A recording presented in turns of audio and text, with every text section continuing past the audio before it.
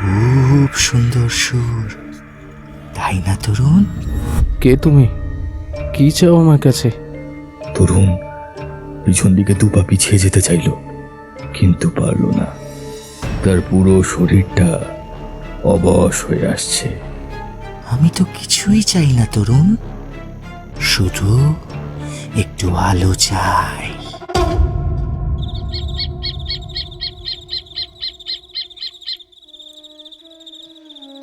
রূপা, এই রূপা, ওঠ না রে। এই রূপা, একবার ওঠ, শুনছিস? এই রূপা। মাঝরাতে হঠাৎ তরুণের ডাকে ধর্মা করে উঠে বসল রূপা।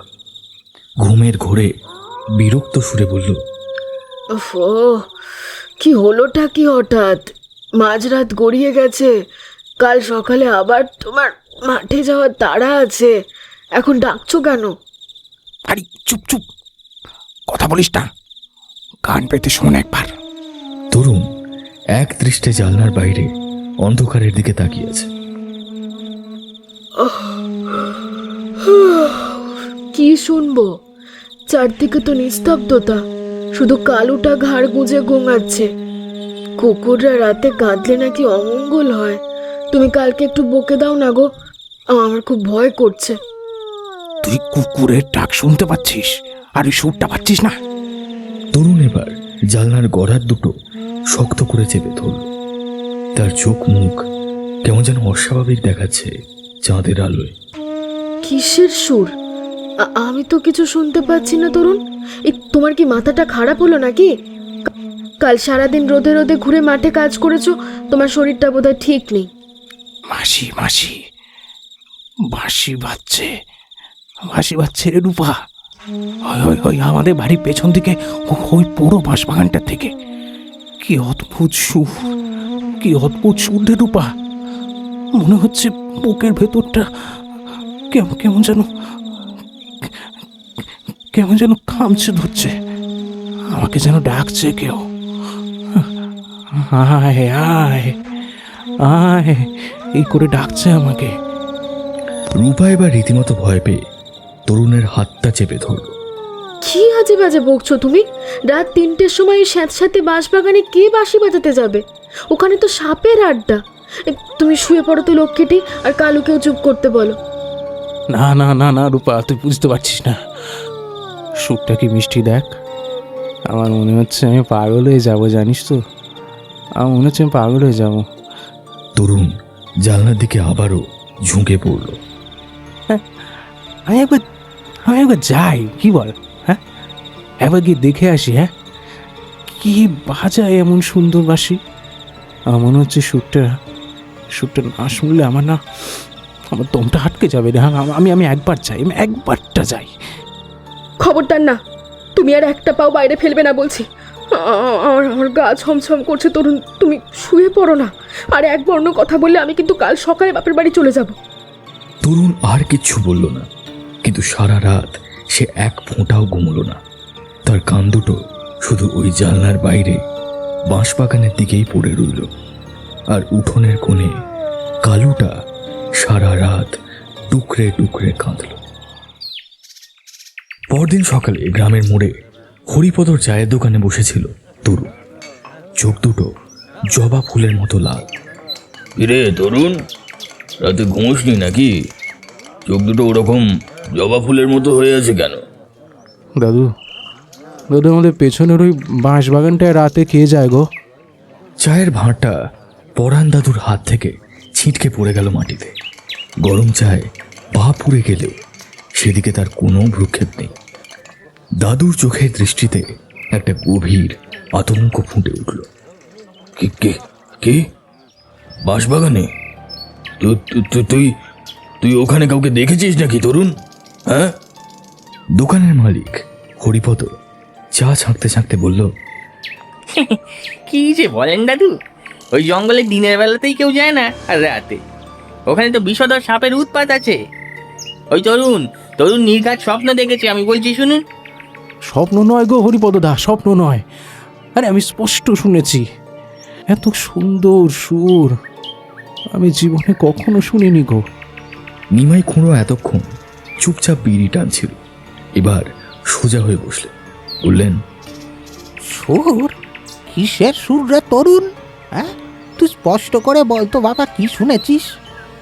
বাঁশি গো বাঁশি, কাল রাত ঠিক 3টের সময় বাঁশি বাজছিল, আর তার এত সুন্দর সুর। কিন্তু রূপা শুনতে পেল না জানো, শুধু আমাদের কালু কুকুরটা সারা রাত ডুকরে ডুকরে কাঁদল। পরাণ দাদু তরুণের হাত দুটো শক্ত করে চেপে ধরলেন। তার হাত বরফের মতো ঠান্ডা। ওরে ওরে তরুণ, তুই তুই সর্বনাশ ডেকে এনেছিস। ও ও তো কোনো সাধারণ বাঁশি নয়, ও তো মৃত্যুর ডাক। মৃত্যুর ডাক? মৃত্যুর ডাক মানে কি? কি বলতে চাইছো দাদু? যে সুর তুই শুনেছিস আজ থেকে 10 বছর আগে গফুর মিয়ার ছেলে সাদেকও ঠিক সেই সুরই শুনেছিল। সাদেক? তার কি হয়েছিল গো দাদু, কি হয়েছিল? সাদেকও রাতে ওই বাঁশির সুর শুনত। একদিন রাতে কাউকে কিছু না বলে ঘর থেকে বেরিয়ে সোজা ওই বাঁশবাগানে চলে যায়। পরদিন সকালে তার লাশ পাওয়া যায়। মুখটা এমন বিভৎস হয়ে গিয়েছিল যে বেশিক্ষণ তাকাতে পারিনি। কি হয়েছিল? কেউ জানে না, মুখটা রক্তে মাখামাখি, মুখমণ্ডলটা যেন কেউ খুবলে নিয়েছে। এই বাগানের ভেতরে এমন এক অশুভ ছায়া আছে যে রাতের বেলায় বাঁশি বাজিয়ে শিকার ধরে, কিন্তু সে কে বা কি চায় কেউ আজ পর্যন্ত জানতে পারেনি। কারণ যেই ওই বাগানে রাতে ঢুকেছে সে আর জ্যান্ত ফেরেনি। কিন্তু ও ও আমাকে ডাকবে কেন দাদু? আমি তো কোনো অন্যায় করিনি। অশুভ শক্তি কোনো ন্যায় অন্যায় মানে না রে তরুণ। যারা ওই সুরের টানে একবার বাগানে ঢুকেছে তাদের বাঁচার কোনো উপায় নেই। আজ রাতে তুই কোনো মতেই ঘর থেকে বেরোবি না বাবা। বউকে বলবি তোকে যেন দড়ি দিয়ে বেঁধে রাখে। তরুণ আর এক মুহূর্ত দাঁড়ালো না সেখানে। প্রায় দৌড়তে দৌড়তে বাড়ির দিকে রওনা দিল। দুপুরবেলায় রূপা কলতলায় বাসন মাজছিল, মনটা বড় বিক্ষিপ্ত। তরুণের সকালের আচরণটা সে কিছুতেই মেলাতে পারছে না। কিরে রূপা, অমন আনমনা হয়ে কি ভাবছিস? রূপা চমকে মুখ তুলে দেখল পাশের বাড়ির বিমলা পিসি দাঁড়িয়ে আছে। পিসি তুমি? না, এমনি বাসন মাজছিলাম। তোর বরকে দেখলাম সকালবেলা চায়ের দোকান থেকে ভূতের মতো মুখ করে দৌড়ে বাড়ি ফিরল। তারপর থেকে তো ঘরের দরজা বন্ধ করে বসে আছে। কি হয়েছে রে তোদের? ঝগড়া হয়েছে নাকি? পিসির চোখে মুখে স্পষ্ট কৌতূহল। রূপা আর নিজেকে ধরে রাখতে পারল না। বিমলা পিসি গ্রামের অনেক পুরনো মানুষ, তিনি সব জানেন। রূপা সব ঘটনা তাকে খুলে বলল। কাল রাতের বাঁশির সুর, তরুণের পাগলামি, কালুর কান্না, সব। বিমলা পিসির চোখ ছানা বড়া হয়ে উঠল। সর্বনাশ! তুই বলিস কি রে রূপা? তরুণের কানে ওই বাঁশবাগানের সুর ঢুকেছে? কেন পিসি? ওই বাগানে কি আছে? অবয়বটা কি করবে আমার পরে? জানি না রে মা, ওই বাঁশবাগানে কি থাকে, কিন্তু ওই বাঁশির ডাক যে একবার শোনে সে তো পাগল হয়ে যায়। ওই সুর তাকে টেনে নিয়ে যায় মৃত্যুর দিকে। কতগুলো তরতাজা ছেলে যে ওই বাগানে ঢুকে লাশ হয়ে বেরিয়েছে তার কোনো ইয়ত্তা নেই। না না, আমি তরুণকে কিছু হতে দেব না পিসি। ও পিসি, কোনো উপায় নেই পিসি? কোনো মাদুলি, কোনো তাবিজ? রূপা পিসির হাত দুটো জড়িয়ে ধরে কেঁদেই ফেলল। পিসি এদিকে ওদিকে তাকিয়ে আঁচলের খুঁট থেকে একটা লাল সুতোয় বাঁধা শেকড় বার করল। তারপর বলল, কাঁদিস না মা, কাঁদিস না। এই নে, এটা তারাপীঠের এক ভৈরবের দেওয়ার শিকড়, খুব জাগ্রত। এটা তরুণের ডান হাতে আজ বিকেলের মধ্যেই বেঁধে দিবি, আর রাতে কোনো মতেই দরজা খুলবি না। তরুণ যদি মারধরও করে তাও না। মনে রাখবি, ওই সুরটা ওকে হিপনোটাইজ করে দেবে। আমি ওকে ধরে রাখবো পিসি, আমি আমার তরুণকে কিছুতেই মরতে দেব না। রূপা চোখের জল মুছে শিকড়টা শক্ত করে মুঠোর ভেতরে চেপে ধরল। বিকেল গড়িয়ে সন্ধে নামছে। তরুণ ঘরের এক কোণে চুপ করে বসে আছে। তার চোখের দৃষ্টি শূন্য। জানলা দিয়ে তাকিয়ে সে যেন কিছু একটা শোনার চেষ্টা করছে। রূপা এক বাটি মুড়ি আর চা নিয়ে ঘরে ঢুকল। সকাল থেকে তো কিছুই খেলি না, এই চাটুকু অন্তত খা। মুখটা তো একেবারে শুকিয়ে গেছে তোর। আমি খাবো না রূপা, আমার খিদে নেই। খিদে নেই বললে তো চলবে না, শরীরটা তো টিকিয়ে রাখতে হবে। এই নে, হাঁ কর। রূপা নিজের হাতে মুড়ি মাখতে গেল। আমি বললাম তো খাবো না। তরুণ এমন জোরে রূপার হাতটা ঝটকা মারল যে বাটিটা ছিটকে গিয়ে পড়ল ঘরের আরেক কোণে। মুড়িগুলো সারা মেঝেতে ছড়িয়ে পড়ল। তরুণ, তুই আমার গায়ে হাত তুললি? রূপা অবাক হয়ে তরুণের দিকে তাকিয়ে রইল। তরুণ যেন ঘুর থেকে জেগে উঠল। রূপা রে, আমার ক্ষমা করে দে। ওটা আমি বুঝতে পারিনি রে। আমার মাথা ভেতরটা না কেমন যেন করছে। সব সময় ওই সুরটা আমার মাথার ভেতরে বাজছে। মনে হচ্ছে আমার মাথাটা ফেটে যাবে রে, আমার মাথাটা মনে হচ্ছে ফেটে যাবে। তরুণ দু হাতে নিজের চুল খামচে ধরল। রূপা দৌড়ে গিয়ে তরুণকে বুকে জড়িয়ে ধরল। আমি জানি গো, আমি জানি তোমার কষ্ট হচ্ছে। পিসি বলেছে আজ রাতে খুব বিপদ। তুমি কোনো মতেই আজ ঘরের বাইরে যাবে না। আমি সব দরজা জানলা দড়ি দিয়ে বেঁধে দেব। ওরা আমাকে ডাকছে রে রূপা, ওরা ডাকছে আমাকে। বাগানের ভেতর থেকে কে যেন ডাকছে, বলছে আয় আয় আয় তরুণ, আমার কাছে আয়। আমি যেতে চাই না রে রূপা, আমি যেতে চাই না। কিন্তু আমার পা দুটো যেন যেন নিজে থেকে বাগানের দিকে এগোতে চাইছে, আমি কিছুতেই আটকাতে পারছি না। রূপা বিমলা পিসের দেওয়া সেই লাল শিকড়টা বের করল। আমি তোমাকে কিছুতেই যেতে দেব না। এই নাও, এই নাও, পিসি এই শিকড়টা দিয়েছে। এটা বাঁধলে খারাপ হাওয়া তোমার ধারে কাছে ঘেঁষতে পারবে না। তোমার ডান হাতটা দাও। তরুণ বাধ্য ছেলের মতো হাত বাড়িয়ে দিল। রূপা খুব সাবধানে শিকড়টাকে তরুণের কবজিতে বেঁধে দিল। রূপা তরুণের চোখে চোখ রাখল। এবার ঠিক আছে? জানি না রে রূপা, জানি না। রাত 3টে বাজুক, আসল পরীক্ষা তো তখনই। রাত 2:50 তরুণের ঘরের দরজা জানলা সব শক্ত করে বন্ধ। রূপা দরজার সামনে ঘরের সবচেয়ে ভারী ট্রাঙ্ক আর আলমারিটা ঠেলে আটকে দিয়েছে। তরুণ, তুমি আজ আমার মাথার দিব্যি খেলে। তুমি কিন্তু বিছানা থেকে নামবে না। রূপা তরুণের বুকের উপর হাত রেখে শুয়ে আছে। তার চোখে জল। তরুণের শরীরটা কাঠের মতো শক্ত হয়ে আছে। চোখ দুটো সিলিংয়ের দিকে স্থির। তার কবজিতে বাঁধা লাল শিকড়টা অন্ধকারেও যেন জলজল করছে। রূপা, আমার যে দম আটকে আসছে রে। ঘরের ভেতরে বাতাস নেই, আমাকে একটু বাইরে যেতে দে তো, একটু বাইরে যেতে দে। সব বাতাস আছে তরুণ, জানলার ফাঁক দিয়ে হাওয়া আসছে। তুমি শুধু চোখ বন্ধ করে ঘুমানোর চেষ্টা করো। আমি আছি তো তোমার কাছে। না না না না না, আসতে পারছিস না রে রূপা। ও এসে দাঁড়িয়ে আছে বাগানের মুখে, ও আমার জন্য অপেক্ষা করছে। আমি না গেলে ও যে রেগে যাবে। সর, আমায় যেতে দে, যেতে দে। রেগে গেলে যাবে? তুমি কি ওর কোনো কেনা গোলাম নাকি? তুমি আমার স্বামী, তুমি কোথাও যাবে না। রূপা তরুণের বুকে কান পেতে রইল। তরুণের হৃৎপিণ্ডটা পাগলের মতন লাফাচ্ছে। হঠাৎ বাইরের উঠোন থেকে কালুর বিকট চিৎকার ভেসে এলো। শুধু গোঙানি নয়, মনে হচ্ছে কালু যেন কোনো একটা ভয়ঙ্কর জিনিসের দিকে তেড়ে যাচ্ছে আর আর্তনাদ করছে। শিকল টানার ঝনঝন শব্দ স্পষ্ট শোনা যাচ্ছে। তরুণ ধর্মর করে উঠে বসল। হ্যাঁ, কালু কালু কালু কালু কি করছে রে রূপা? কালু কি করছে?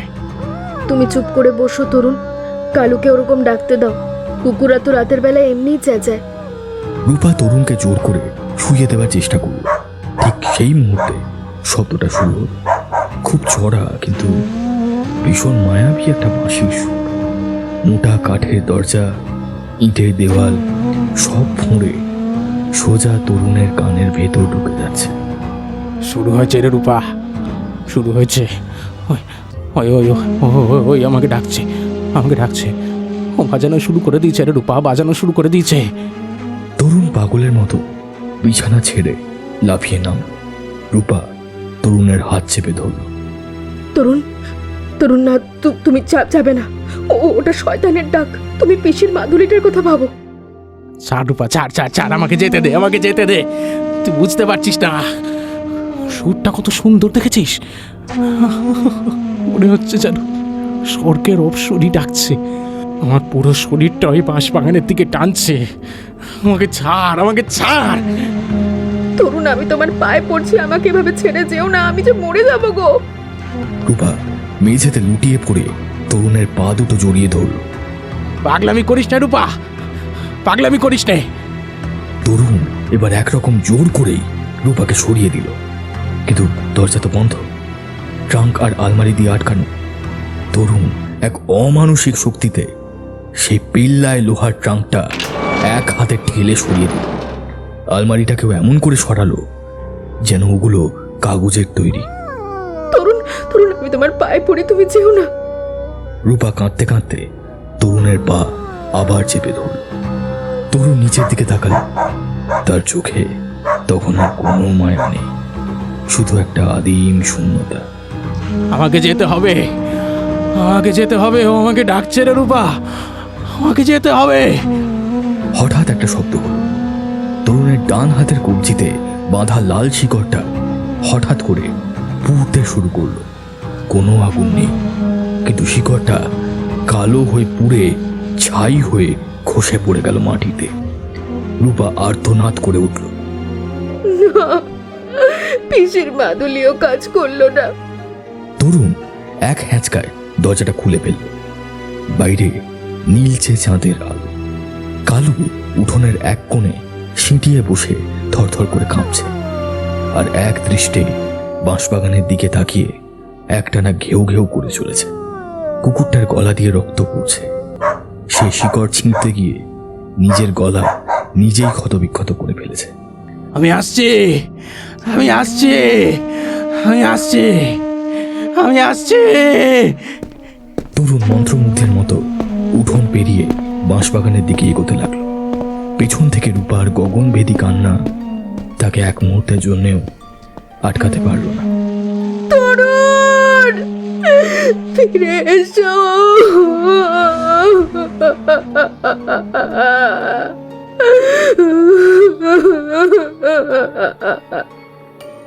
বাঁশবাগানের ভেতরটা ঘুটঘুটে অন্ধকার। শুধু পাতার ফাঁক দিয়ে একটু আধটু নীলচে চাঁদের আলো মাটিতে এসে পড়েছে। তরুণ পা টিপে টিপে এগোচ্ছে। বাঁশির সুরটা এখন অনেক কাছে, মনে হচ্ছে ঠিক তার কানের পাশে কেউ বাজাচ্ছে। কে কে ওখানে? তরুণ কাঁপা কাঁপা গলায় ডাকলো। তার গলার আওয়াজটা তার নিজের কাছেই যেন অচেনা ঠেকলো। বাঁশির সুরটা হঠাৎ থেমে গেল। নিস্তব্ধতা নেমে এলো চারিদিকে। এতক্ষণ তো আমাকেই খুঁজছিলে তরুণ, এখন ভয় পাচ্ছ কেন? একটা ফিস ফিসে অদ্ভুত গলা, মনে হচ্ছে যেন শুকনো পাতার উপর দিয়ে বাতাস বয়ে গেল। গলাটার মধ্যে দিয়ে একটা যেন শ্লেষ্মা জড়ানো আওয়াজ বেরিয়ে আসছে। তরুণ চমকে উঠে সামনে তাকালো। একটা বিশাল নীলচে চাঁদের আলোয় একটা অবয়ব দাঁড়িয়ে আছে। অবয়বটা মানুষের মতো, কিন্তু অস্বাভাবিক লম্বা, প্রায় 7 ফুট লম্বা। শরীর বলতে শুধু হাড় আর নীলচে চামড়া। বুকের খাঁচার হাড়গুলো স্পষ্ট বোনা যাচ্ছে। পরনে একটা শতচ্ছিন্ন নোংরা কাদা মাখা ধুতি। অবয়বটা চাঁদের আলোয় পিছন ফিরে দাঁড়িয়ে আছে, তাই তার মুখ দেখা যাচ্ছে না। কিন্তু তার হাতে ধরা বাঁশিটা তরুণের চোখে পড়ল। সেটা সাধারণ কোনো বাঁশের বাঁশি নয়, সে বাঁশি একেবারে ধবধবে সাদা। খুব সুন্দর সুর, তাই না তরুণ? অবয়বটা পিছন ফিরে কথা বলতে লাগলো। তার হাঁটার ভঙ্গিতে কোনো শব্দ নেই। কে কে তুমি? কি চাও আমার কাছে? তরুণ পিছন দিকে দুপা পিছিয়ে যেতে চাইল, কিন্তু পারল না। তার পুরো শরীরটা অবশ হয়ে আসছে। আমি তো কিছুই চাই না তরুণ, শুধু একটু আলো চাই। লোকটা তার হাতের সাদা রঙের বাঁশিটা একটু ওপরে তুলল। আমার পথ ছাড়ো, আমি ফিরে যাব। আমার রূপা আমার জন্য অপেক্ষা করছে। ও খুব কাঁদছে গো, আমার পথ ছাড়ো, যেতে হবে আমাকে। তরুণ পিছন ফিরে দৌড়তে চাইল, কিন্তু তার পা দুটো মাটিতে যেন শেকড় গেড়ে বসে গেছে। ফিরে তো যাবেই তরুণ, কে আটকাচ্ছে তোমাকে? কিন্তু আমার একটা জিনিস দিয়ে যাও তরুণ। সে হাসল। সে হাসিতে কোনো শব্দ নেই, শুধু বুকের হাড়গুলো খটখট করে উঠল। অবয়বটা ধীরে ধীরে তরুণের দিকে ঘুরতে শুরু করল। কি দেবো আমি? আবার কি দেবো? আমার কাছে কিচ্ছু নেই গো, আমি গরিব চাষি মানুষ, আমি আবার কি দেবো তোমায়? কত আছে তরুণ, আছে। তোমার কাছে এমন একটা জিনিস আছে যা আমার নেই। আজ থেকে 40 বছর আগের কথা। জানিস তরুণ, তখন আমার নাম ছিল হারান। আমি ভিখারি ছিলাম। এই বটতলায় বসেই আমি বাঁশি বাজাতাম। তরুণ শিউরে উঠল। অবয়বটা এখন পুরোপুরি ঘুরে দাঁড়িয়েছে। তরুণের মনে হলো তার হৃৎপিণ্ডটা যেন এক্ষুনি চিরতরে বন্ধ হয়ে যাবে। লোকটার মুখে কোনো চোখ নেই। শুধু তাই নয়, যেখানে চোখ থাকার কথা সেখানে দুটো দগদগে ফাঁকা পুঁছে যাওয়া রক্ত মাখা গর্ত। সেখান থেকে কালো জমাট বাঁধা রক্ত চুনিয়ে পড়ছে তার গালবে। ঠোঁট দুটো তার কাটা। হারান? হ্যাঁ, হারান। গ্রামের কয়েকটা ছেলে আমার জমানো টাকাগুলো চুরি করতে এসেছিল। আমি বাধা দেওয়ায়, আমি বাধা দেওয়ায় তারা আমাকে পিটিয়ে পিটিয়ে মেরে ফেলে। এখানে পুঁতে দেয় আমাকে। হারান এক পা এগিয়ে এলো। আমি জন্ম অন্ধ ছিলাম তরুণ। আমি দেখতে পাইনি কারা আমাকে মেরেছিল। কিন্তু তার চেয়েও বড় কষ্ট কি ছিল জানিস? ওরা আমার স্বাদের বাঁশিটা ভেঙে টুকরো টুকরো করে দিয়েছিল। অবয়বটা তার হাতের সাদা বাঁশিটা তরুণের চোখের সামনে ধরল।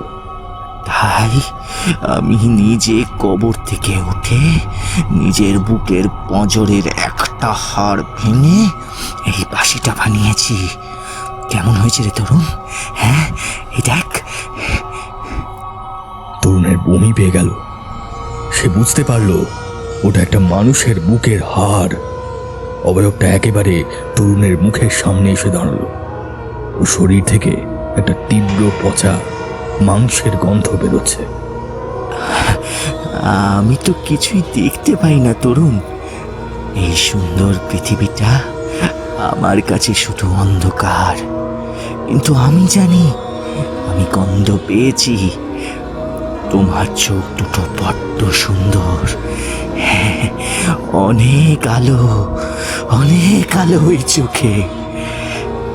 না না না না না, ভাই, তোমার আমাকে ছেড়ে দাও, আমি তোমায় মারিনি, আমাকে ছেড়ে দাও। আমি তোমার পায়ে পড়ছি, আমাকে ছেড়ে দাও। রূপা বাড়িতে একা আছে, আমাকে যেতে দাও।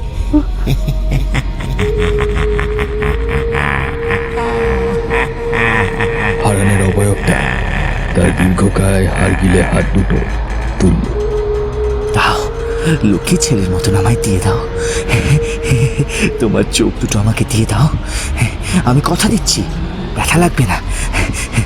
আমি এবার একটু দুনিয়াটা দেখবো। না না না না, রূপা, আমাকে বাঁচাও আমাকে।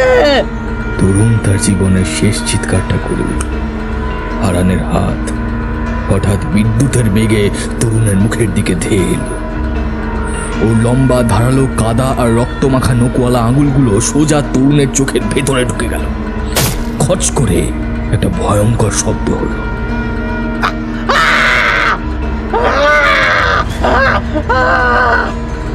বাঁশবাগানের নিস্তব্ধতা চিরে একটা ভয়ঙ্কর আর্তনাদ রাতের আকাশটাকে যেন ফালা ফালা করে দিল।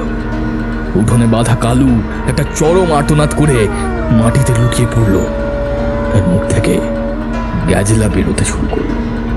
ঘরের ভেতর রূপা জ্ঞান হারিয়ে মেঝেতে লুকিয়ে পড়ল। আর বাঁশবাগানের ভেতর সব আবার শান্ত হয়ে গেল। হারানের গলাটা আর শোনা গেল না। তার গলায় এবার একটা তৃপ্তির আমেজ। বাহ, কি সুন্দর পৃথিবী! এই চাঁদের আলোটা দেখার জন্যই তো এতগুলো বছর অপেক্ষা করেছিলাম। ভালো থেকো তরুণ। বাঁশিটা আমি তোমার কাছেই রেখে গেলাম। ওটার আর আমার কোনো দরকার নেই। এবার থেকে তুমি বাজাবে। তুমিও তো একদিন আবার আলো দেখতে চাইবে, তাই না? একটা খস খস শব্দ, তারপর আবার সেই নিস্তব্ধতা। কয়েক ঘন্টা পর রূপার জ্ঞান ফিরল। মাথাটা ঝিমঝিম করছে। রাতের কথা মনে পড়তে সে পাগলের মতন হয়ে উঠল। দরজা খোলা, আলমারি আর ট্রাঙ্ক মেঝেতে ছিটকে পড়ে আছে। ঘরে তরুণ নেই। তরুণ, তরুণ, তরুণ, তুমি কোথায়? রূপা কাঁদতে কাঁদতে সোজা পেছনের বাঁশবাগানের দিকে দৌড়ালো। উঠোনে কালু মরে পড়ে আছে। চোখ দুটো তার উল্টানো। রূপা সেই দিকে ভ্রুক্ষেপ করল না। বাঁশবাগানের ঠিক মাঝখানে সেই পুরনো বটগাছের গুড়িটার কাছে এসে রূপা থমকে দাঁড়ালো। তার পায়ের তলার মাটি যেন সরে গেল। চারপাশটা যেন বনবন করে ঘুরতে লাগলো। তরুণ দাঁড়িয়ে আছে। তার পরনের ফতুয়াটা রক্তে ভেসে যাচ্ছে। সে বাঁশবাগানের একটা ঝাড়ের দিকে মুখ করে পাথরের মতন দাঁড়িয়ে আছে। আর তার দুই হাতে ধরা একটা সাদা রঙের নজরের হাড় দিয়ে তৈরি অদ্ভুত বাঁশি। রূপা চিৎকার করে তরুণের দিকে ছুটে গেল। তরুণ, তরুণ, কি হয়েছে তোমার? তরুণ, তরুণ, কথা বলছো না কেন? তরুণ, তরুণ, তরুণ, কি হয়েছে তোমার? কথা বলছো না কেন?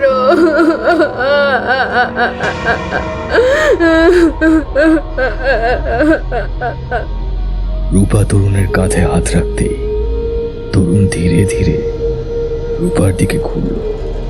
রূপার গলা দিয়ে একটা অস্ফুট গোঙানি বেরিয়ে এলো। সে দু হাতে নিজের মুখ চেপে ধরে মাটির উপর বসে পড়ল। তরুণের মুখে চোখ নেই। দুটো চোখের জায়গায় শুধু দুটো দগদগে ফাঁকা লাল গর্ত। রক্ত জমাট বেঁধে আছে গাল বেয়ে। তার মুখের পেশিগুলো যন্ত্রণায় কুঁচকে আছে, কিন্তু ঠোঁটে একটা অদ্ভুত হাসি। তরুণ তার রক্তমাখা ফাঁকা কোটর দুটো রূপার দিকে ঘুরিয়ে একটা পৈশাচিক হাসি আসলো। তারপর খুব সাবধানে সেই হাড়ের বাঁশিটা নিজের মুখের কাছে তুলে ধরল। রূপা দুই হাতে কান চেপে ধরে চিৎকার করতে চাইল, কিন্তু গলা দিয়ে তার কোনো আওয়াজ বেরোল না। আর বাঁশবাগানের ভিতরের নিস্তব্ধতা চিরে আবার বেজে উঠল সেই ভয়ঙ্কর মায়াবী সুর। অন্ধ হারানের অভিশাপ এখন তরুণের ঘাড়ে, পরবর্তী শিকারের জন্য